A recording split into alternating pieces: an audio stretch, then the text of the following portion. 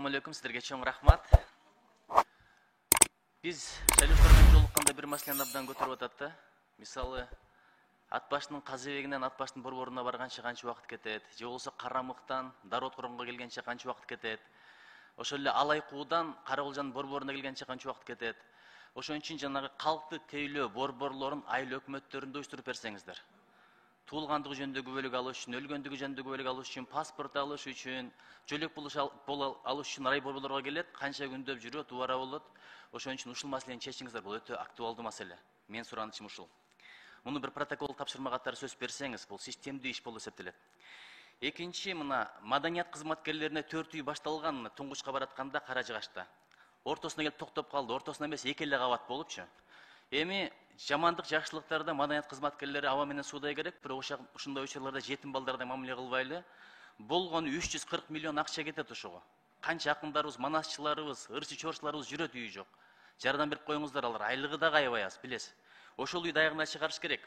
340 миллион акча болгону, жер даяр, башталган, 2 кабаты бүткөн. Ушул маселе турат. Анан Каракулжа районунда Чалма деген айыл өкмөтү бар. Ошодо Буйга деген айыл бар. Бешкемпир деген айылда мектеп өрттөнүп кеткен көп болду. 2 үйдө балдар окуп атат. Ушуну бүтүрүп бериңиздерчи. Бүтүрүп бериңиздерчи, бул үйдө окуп атышат балдар.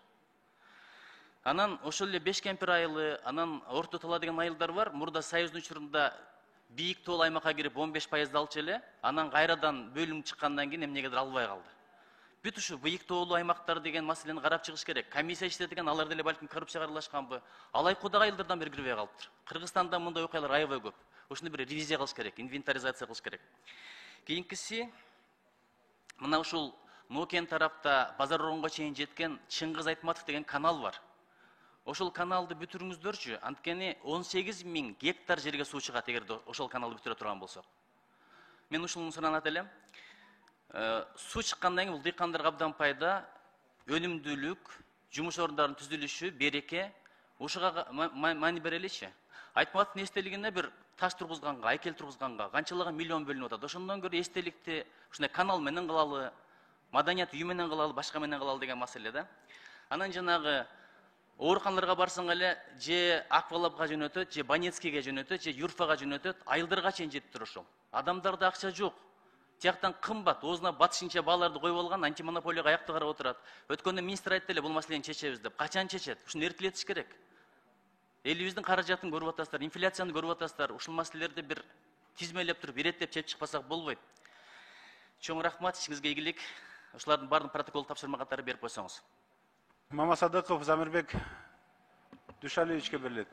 Саламатсыңарбы, урматтуу коллегалар, урматтуу Алмаз Акынжанович, Ыйман Нуров фракциясы Мамасадыков Замирбек.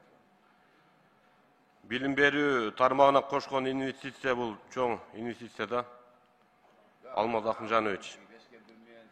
Бир типтүү мектепти азыркы күндө салыш үчүн жок дегенде 50 миллион, 100 миллион акча кетет да. Таш көмүр шаарына караштуу Шамалсай аймагында 111-чи кесиптик лицей иштеп жатат. Болгону 52 окуучу бар, 2 группа.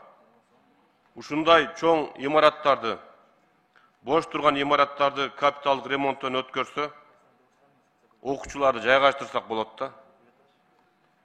Шамалсайда билим берүү тармагында бир топ маселелер чечилет.